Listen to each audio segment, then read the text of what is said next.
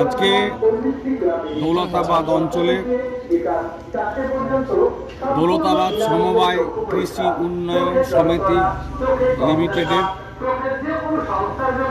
আমাদের executive body গঠন হলো। এর আগে আমাদের বিনা প্রতিদ্বন্দ্বিতায় এখানে 9 জন প্রার্থী আমাদের পাস করেছিল। 76 বছর পরে এই সমবায় সমিতি টিএমসির হাতে আসলো। এইখানকার জনগণ, এইখানকার ভোটার সবাই বুঝেছিলেন যে না, এখানে বিরোধীদের হাতে রেখে কোনো উন্নয়ন হবে না। ফলে মমতা ব্যানার্জি এবং সাধারণ সম্পাদক অভিষেক ব্যানার্জির অনুপ্রেরণায় টিএমসি পার্টির উন্নয়নমূলক কাজের মুগ্ধ হয়ে এলাকাবাসী এই দৌলতাবাদ সমবায় কৃষি উন্নয়ন সমিতি আজকে টিএমসির বোর্ড গঠন করলেন। আমাদের সভাপতি হলেন পল্টু শেখ, হাসিপুর বাড়ি। সহসভাপতি হলেন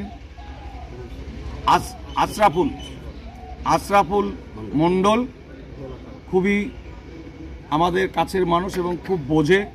অ্যাকচুয়ালি এই সমবায় সমিতিটাকে বকলমে আশরাফুলই জাগিয়ে রেখেছে, পরিচালনা করে, আগামী দিনেও করবে। আর আমাদের সেক্রেটারি হলেন রৈসদ্দি ভাই, বসন্তপুর বাড়ি। আমাদের এই 3 জন লোককে আমরা দায়িত্ব তুলে দিলাম। আমরা আশা রাখব, 3 জন লোকের কাছে দাবি রাখব, সবাই আমাদের নিজেদের লোক, এলাকার মানুষের উন্নয়নের স্বার্থে আমাদের এই প্রার্থীরা কাজকর্ম করবে।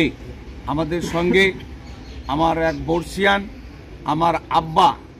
আমার আব্বার নামেই নাম মজিদ, আমার আব্বার নামও মজিদ।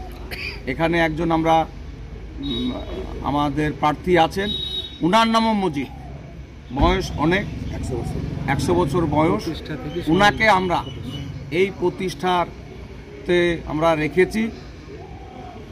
তো সব মিলিয়ে আমরা হাতে হাত, কাঁধে কাঁধ মিলিয়ে এই সমবায় সমিতির উন্নতি করি।